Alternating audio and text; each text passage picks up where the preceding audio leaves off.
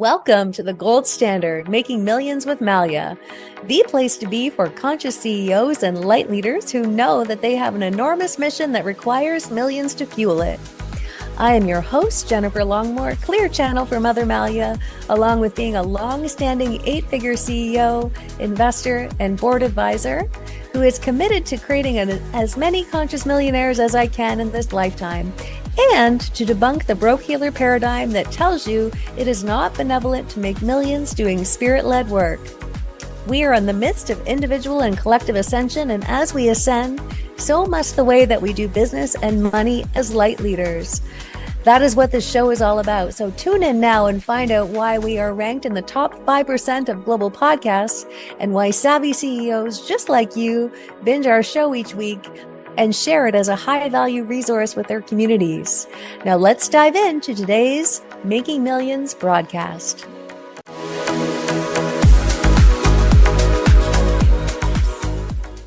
Hello and welcome back to the Gold Standard Podcast, Making Millions with Mother Malia. I am Mother Malia, as you know, and right now I am focusing on transmitting my what I will call scaling series.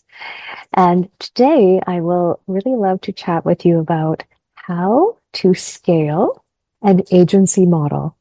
Well beyond 7 figures, of course, that's always the job.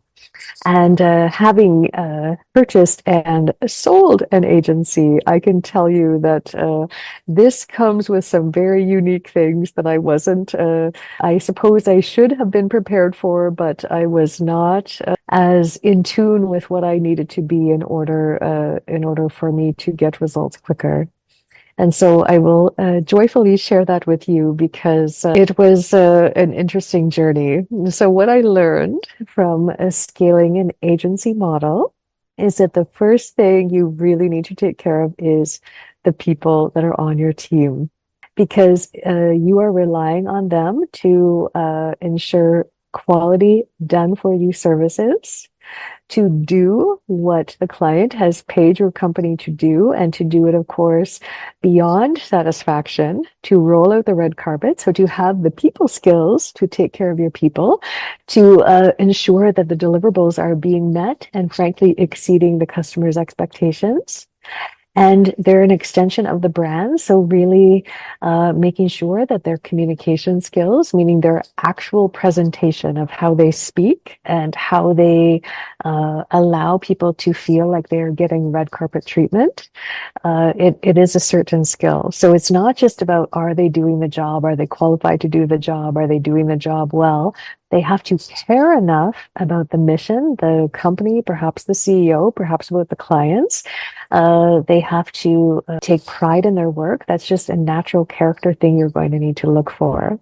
And having had people in my agency that blatantly lied to me, and I call it time theft, by saying that they were doing the service that they were supposed to do and finding out that they weren't, and then I was having to come in and do it, I did not appreciate that at all. I'm not above the work. It is my joy, frankly, to do the work, and I did it with great joy.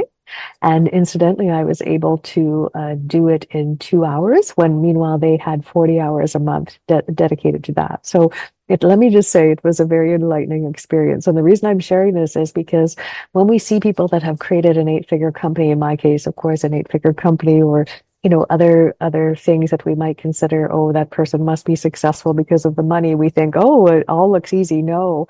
Back when I was solely in my Jennifer energy, you can imagine the amount of choice words that were running around in my head when I saw that, because as someone who is a high achiever and someone that takes pride in my work and someone that really makes a point of honoring my word, when my team was not an extension of that. Also knowing what it's like to be on the customer side when you're asking for things to get done and they're not, and perhaps you're being gaslit and being told it already got done when you didn't, or you paid for a service that's time sensitive and you're having to chase the people to serve you.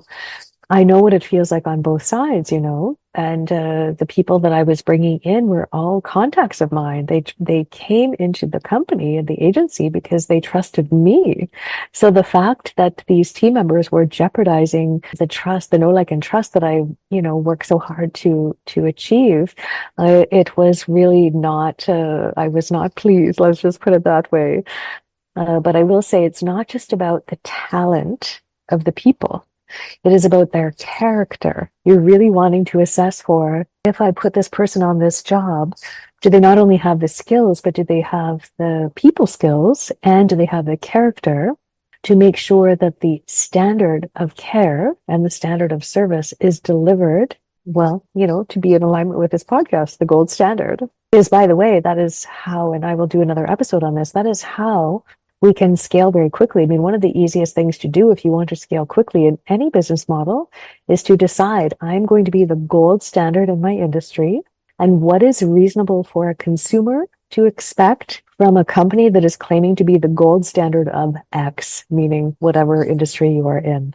It doesn't mean that you are going to be that. And what I mean by that is, just because you say it doesn't mean it's true. And just because you say it and it may be true doesn't mean other people perceive it that way. But what it means is it gives you a goalpost to always be filtering your decisions through to say, is this what a customer would expect from the gold standard of, I'm making this up, the beauty industry?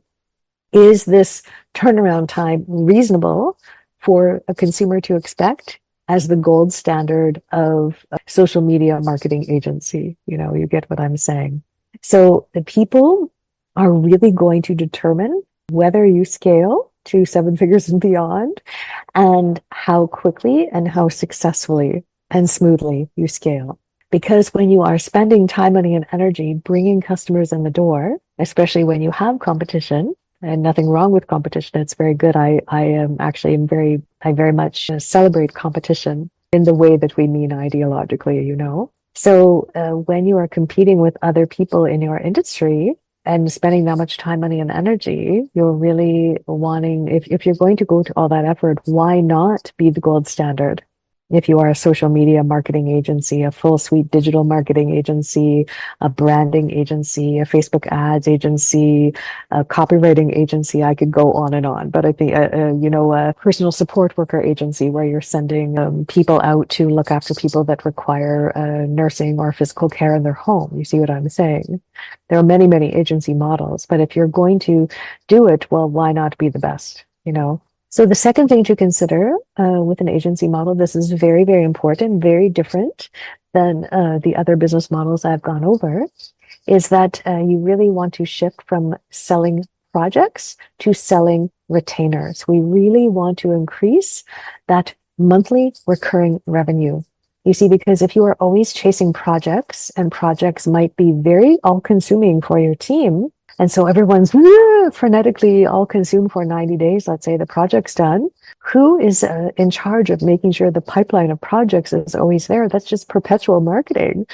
But if instead, let's say you get 10 big corporate brands, I'm making this up. Let's say you're a digital marketing agency and it's a full suite service. So you run their ads, you post on behalf of their social media, you do reels, you optimize their website, you do SEO, whatever else is in there. And let's say, again, I'm making this up, you acquire Nike as a customer, you acquire Target, you acquire, I'm talking big names. They're going to require that you're the gold standard anyways, aren't they? But you have likely had to spend a significant time, money, and energy retaining them. You've likely had to broker high-level or acquire, I shall say, high-level connections in order to be helping you get through the gatekeepers, right, to speak to who you need to speak to. And they like to hire these things out, but they need to know that they're going to require a growth. They're going to have very clear deliverables. And so if you're going to go to all that trouble, wouldn't it be nicer to just always know that you have 10 of these big corporate clients, I'm making this up, that are paying you, a 20K retainer every month? You have 10 of them, 200K a month. I mean, that's pretty decent, and of course you can have more, but I'm just doing basic math here, that's far more enjoyable than maybe doing a 20K project or even a 100K project with Walmart. But then after 90 days, then what? Where's the next business, you know? So when you have retainers, you focus more on retention, which frankly is always my preferred thing anyways.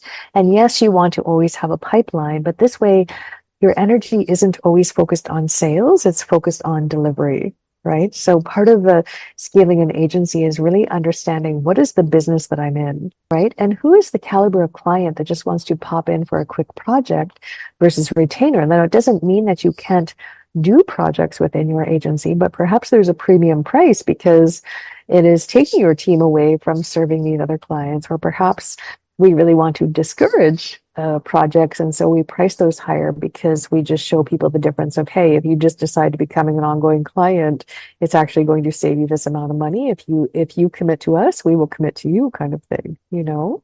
And perhaps in these situations, you have sort of, I will say, junior associates that can handle the projects then and still have some cash flow coming in. But really what we want to do, especially again, every time we're scaling, regardless of the business model, we want to be in the mindset, even if you never are going to sell, of if I sold this, would someone else be able to come in and these same clients would stick around? And so a potential buyer, again, if we're just looking at the hypotheticals of who would buy this company and actually see it as a valuable 7, 8, 9, 10-figure agency, they would look at it and go, well, yeah, they have 200K of very reliable retainers. And these retainers are 24-month commitments at a time. You know, I could make this up, right? But if you lock it down in contracts and so on, a potential buyer coming in says, oh, yes, sign me up.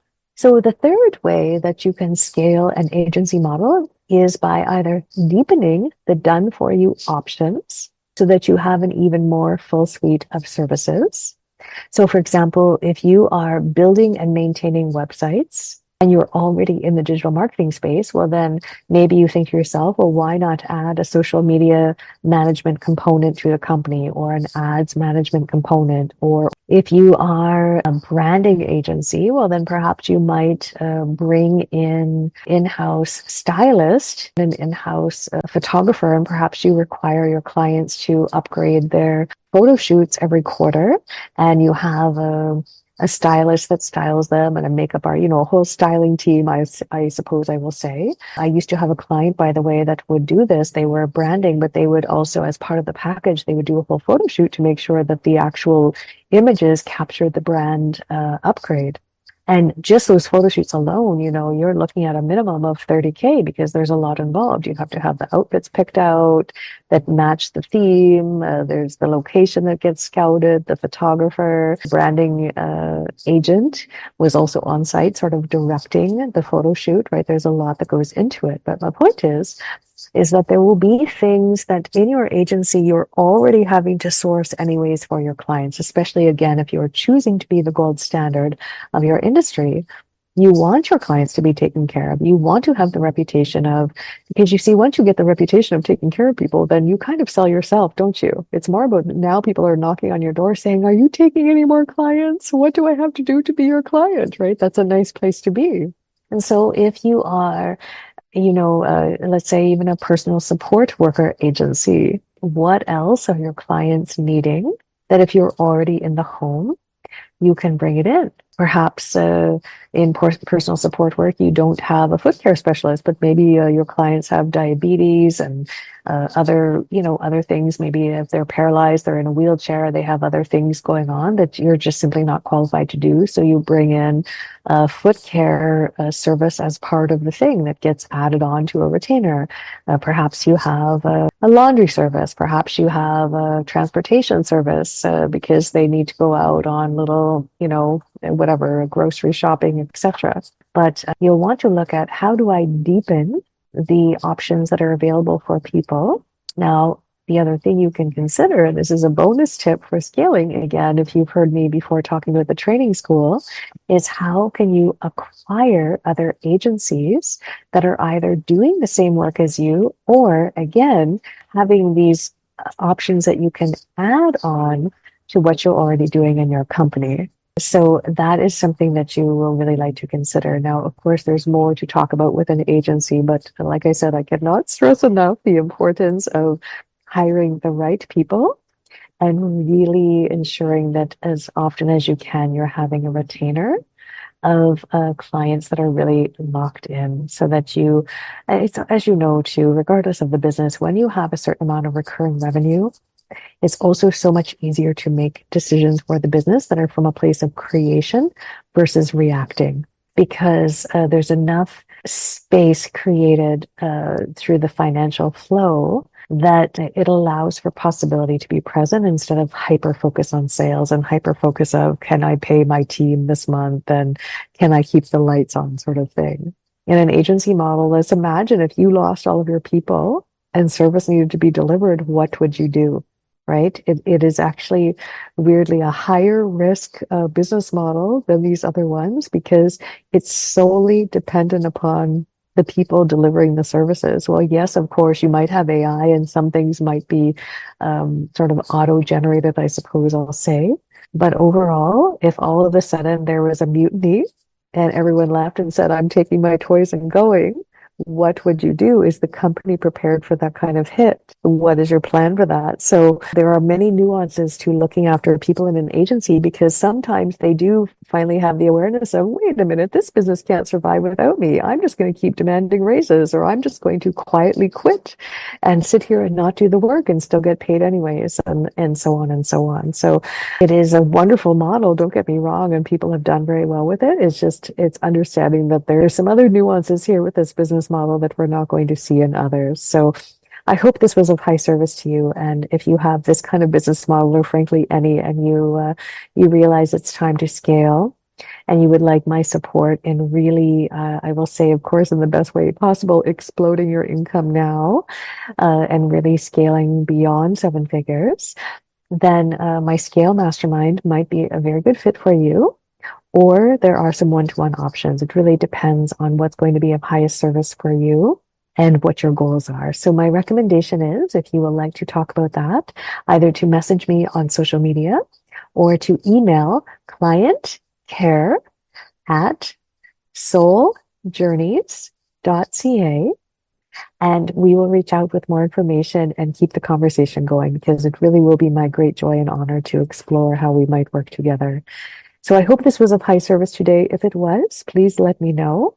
And also please share it with others that you think may benefit. And I look forward to seeing you on the next episode. Bye for now.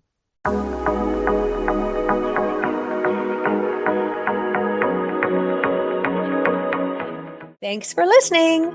Before you go, if you would like to have a chance to have your name and business featured on the Gold Standard podcast, hop on over to where you listen to this podcast and leave a review. If you're selected, you'll have your name and business featured on our show.